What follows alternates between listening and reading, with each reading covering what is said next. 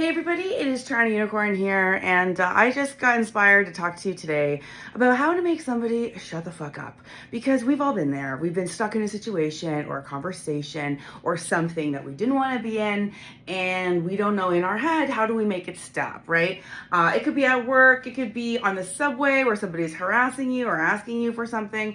Sometimes we just need these people to stop, leave us alone, back off, right? How do you do that without being, really aggressive? Well, one of the ways that I have done this is by enforcing boundaries that I decide to draw. Whether or not I walked into the conversation with the boundaries doesn't matter. But for example, if I recently made a life decision that other people did not agree with, whatever that was, there's a certain time where I might be open to hearing about people's concerns or whatever. But then there becomes a time where they need to shut the fuck up. They need to back off. And so how do you do that? Well, one of the ways is that I would say, I really appreciate your feedback on this, but I have made a decision and I'll be moving on with that decision. So thank you for accepting that. And even if they don't accept it, thank you for at least, not mentioning it again, frankly, because you can say that. If, for example, somebody doesn't like how I dress or whatever, and they've made it known one time and they think I should be wearing something different, and then they do it again, I'm going to let them know that their concerns or critique is noted. But that's it. It doesn't mean I have to implement. It doesn't mean I have to listen or do. So sometimes just people want to be acknowledged for what they're trying to say or whatever, and get their feelings. And if somebody has a big stake in the game, for example, if you're dealing in a relationship where there's a little bit more accountability needed for, feelings, things like that, then you might want to spend a bit more time going into whatever the needs are that people are talking about or concerns. But there is a time when you need the people to politely, but unapologetically, just back off. Leave us alone, right?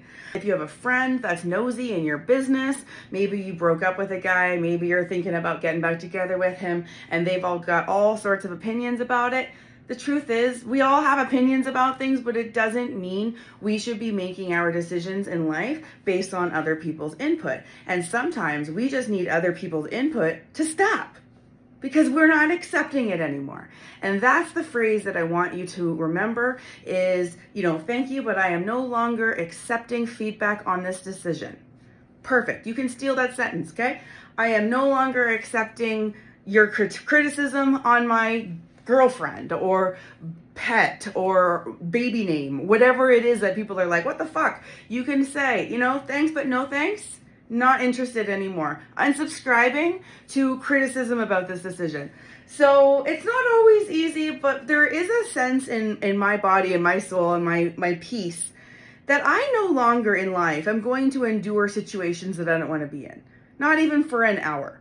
And so if I'm somewhere and someone's yapping at me and I don't like their energy, I'm going to maybe feel a little awkward and bad about being rude, but I'm certainly not going to sit there and endure it either. I'm going to find a way to say, thank you for chatting. I'm going to move on socially now. Have a good night. They're fucking oh, okay, I guess, she's gone. Yeah, guess what? I'm gone. And I'm spending the rest of my time doing what I actually want.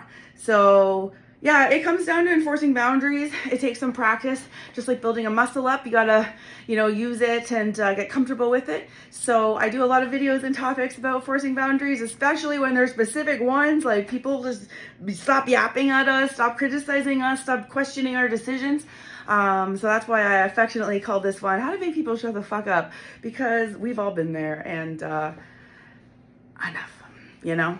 So if you like this series, please make sure you subscribe and hit a like. It's a new series. I've got a Facebook page and an Instagram now where I'm promoting this. So if you want to search for Live Unapologetically, you'll be able to get a lot of content that is not about even my content. I'm producing a page where it's all positive energy memes. It's things like learning how to separate ego from confidence, learning how to thrive in a new world where you put yourself first and your self-care and learning what that means, things like that. So I have all sorts of memes that are really valuable that are not even mine, but I'm producing pages where you're going to be able to find a lot of other content related to a positive healing life journey and life hacking your mental health. So thank you, and TorontoUnicorn.com has all links.